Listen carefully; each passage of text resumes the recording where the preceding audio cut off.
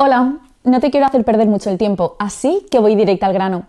Si quieres escuchar el audiolibro completo, echa un vistazo al enlace en la descripción.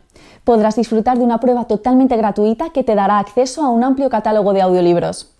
Pero espera, que hay más. Por si todavía tienes dudas, a continuación te dejo con un pequeño fragmento del audiolibro. Disfrútalo. De cuyo nombre no quiero acordarme, vivía no hace mucho un hidalgo de los de lanza ya olvidada, escudo antiguo, rocín flaco y galgo corredor. Consumían 3 partes de su hacienda, una olla con algo más de vaca que carnero, ropa vieja casi todas las noches, huevos con torreznos los sábados, lentejas los viernes y algún palomino de añadidura los domingos. El resto de ella lo concluían un sayo de velarte negro y, para las fiestas, calzas de terciopelo con sus pantuflos a juego, honrándose entre semana con un traje pardo de lo más fino.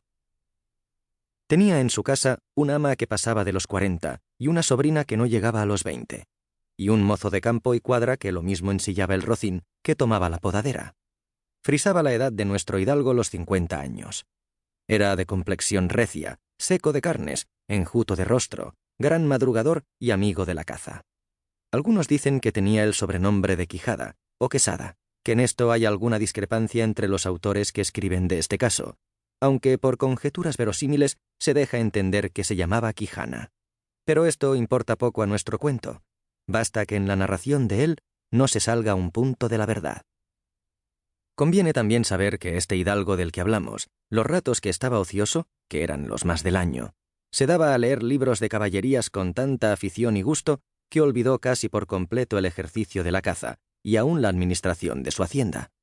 Y llegó a tanto su curiosidad y desatino en esto, que vendió muchas fanegas de tierra de labor para comprar libros de caballerías que leer, y así llevó a su casa todos los que pudo encontrar. Y de todos, ninguno le parecía tan bien como los que escribió el famoso Feliciano de Silva, porque la claridad de su prosa y aquellas intrincadas frases suyas le parecían de perlas, y más cuando llegaba a leer aquellos requiebros y cartas de desafíos, donde hallaba escrito en muchos pasajes: la razón de la sinrazón que a mi razón se hace, de tal manera mi razón enflaquece, que con razón me quejo de la vuestra fermosura. O cuando leía: los altos cielos que de vuestra divinidad divinamente con las estrellas os fortifican y os hacen merecedora del merecimiento que merece la vuestra grandeza. Con estas disquisiciones perdía el pobre caballero el juicio, y se desvelaba por entenderlas y desentrañarles el sentido, que ni el mismo Aristóteles se lo habría sacado ni las habría entendido si hubiera resucitado solo para eso. Tampoco llevaba muy bien las heridas que daba y recibía don Belianís, porque se figuraba que, por grandes médicos que le hubiesen curado, no dejaría de tener el rostro y todo el cuerpo lleno de cicatrices y señales. Pero con todo, alababa en su autor el haber acabado su libro con la promesa de concluir aquella inacabable aventura, y muchas veces le vino el deseo de tomar la pluma y darle fin al pie de la letra como allí se promete. Y sin duda alguna lo habría hecho, y aún lo habría conseguido, si otros mayores y continuos pensamientos no se lo hubiesen estorbado. Porfió muchas veces con el cura de su pueblo, que era hombre docto, graduado en Sigüenza, sobre cuál había sido el mejor caballero, Palmerín de Inglaterra o Amadís de Gaula. Pero maese Nicolás, barbero del mismo pueblo, decía que ninguno llegaba a la altura del caballero del Febo, y que si alguno se le podía comparar, ese era don Galaor, hermano de Amadís de Gaula, porque tenía muy adecuada condición para todo, pues no era caballero melindroso ni tan llorón como su hermano, y que en lo de la valentía tampoco le iba a la zaga. En resumidas cuentas, él se enfrascó tanto en su lectura que leyendo se le pasaban las noches en blanco y los días en sombra, y así, del poco dormir y del mucho leer, se le secó el cerebro de tal manera que acabó perdiendo el juicio. Se le llenó la fantasía de todo aquello que leía en los libros, lo mismo de encantamientos que de pendencias, batallas, desafíos, heridas, requiebros, amores, tormentas y disparates imposibles. Y se le asentó de tal modo en la imaginación que era verdad todo aquel enredo de soñadas invenciones que leía, que para él no había en el mundo otra historia más verdadera.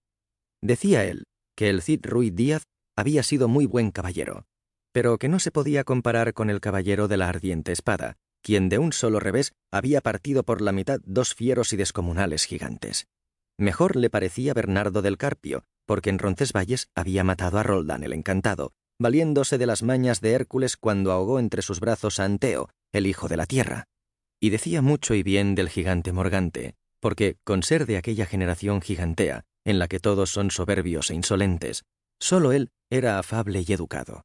Pero por encima de todos, el que mejor le parecía era Reinaldos de Montalbán, y más cuando lo veía salir de su castillo y robar a cuantos topaba, como cuando robó allende los mares aquel ídolo de Mahoma que era de oro macizo, según dice su historia. Y con tal de dar una mano de coces al traidor Galalón, habría dado él de regalo el ama que tenía y aún a su sobrina. En fin, rematado ya su juicio, vino a dar en el más extraño pensamiento en que jamás dio loco en el mundo, y fue que le pareció conveniente y necesario, tanto para el aumento de su honra como para el servicio de su república, hacerse caballero andante e irse por todo el mundo con sus armas y caballo, a buscar las aventuras y a ejercitarse en todo aquello en lo que él había leído que se ejercitaban los caballeros andantes, deshaciendo todo género de agravios y poniéndose en lances y peligros con los que, si los llevaba a cabo, cobraría eterno nombre y fama. Se imaginaba el pobre ya coronado por el valor de su brazo, por lo menos del imperio de Trapisonda. Y así, con estos tan agradables pensamientos, llevado del extraño gusto que en ellos sentía, se apresuró a poner en práctica lo que deseaba. Y lo primero que hizo fue limpiar unas armas que habían sido de sus bisabuelos, que, cubiertas de orín y llenas de moho, hacía largos siglos que estaban puestas y olvidadas en un rincón. Las limpió y las aderezó lo mejor que pudo, pero vio que tenían una gran falta, y era que no tenían celada de encaje, sino morrión simple. Pero esto lo suplió su maña, porque hizo con unos cartones una especie de media celada que, encajada con el morrión, daba el pego de celada entera.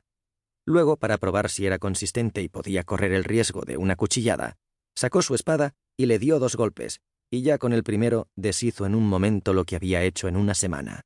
Y no dejó de parecerle mal la facilidad con que la había hecho pedazos, así que para quedar a salvo de este peligro, tornó a hacerla de nuevo, poniéndole unas barras de hierro por dentro, de tal manera que él quedó satisfecho de su resistencia, y sin querer probarla de nuevo, la reputó y tuvo por celada finísima de encaje. Fue después a ver su rocín, y aunque tenía más años que achaques y más tachas que el caballo de Gonela, que tantum pellis et ossa fuit, que era solo piel y huesos, le pareció que ni el bucéfalo de Alejandro ni Babieca, el del Cid, se igualaban con él. 4 días se le pasaron en imaginar qué nombre le pondría, porque, según se decía a sí mismo, no era razonable que caballo de caballero tan famoso y tan bueno él de por sí, estuviese sin nombre conocido. Y así trataba de acomodarle uno que declarase quién había sido antes de ser de caballero andante y lo que ahora era.